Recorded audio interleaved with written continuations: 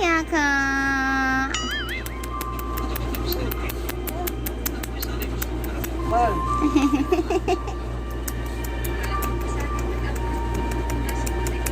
Nagluluto pa ako. Maya na lang ha. Yan mo na ikaw kay Papa. Uli mo muna kaya hindi pa tapos yung niluluto. Ang pumunta sa'yo eh. Ay!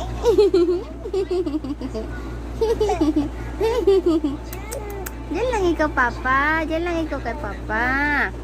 Diyos man. Uy! Pabayang ama. Yan po. Pabaya pong ama. Ay! Sinitawan talaga niya yung anak niyo. Yan po ang patunay na pabayang ama po siya. Iniiwan niya po yung anak niya ng bigla-bigla. Bigla-bigla, kalto kong kita. Mama yun. Sabihin, pabayang ama talaga. Alam niyo po ba guys, yun ang totoo.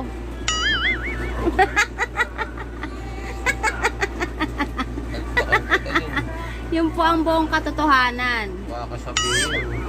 Oh. Yan, pabayang ama po yan, guys. Hindi niya po inaalagaan ng tama ang baby namin. Lagi niya pong binibigay sa akin agad. Yung time na kakadede pa lang ng baby namin, tapos binigay ko sa kanya ha. Wala pang 10 seconds, binalik na sa akin. Sabi gusto daw magdede ulit.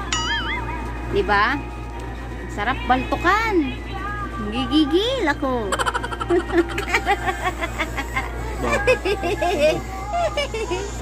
Yun na nga guys. Hanggang dito na lang ang aking kwento. Bukas naman ulit. Pabayang Ama, Part 1.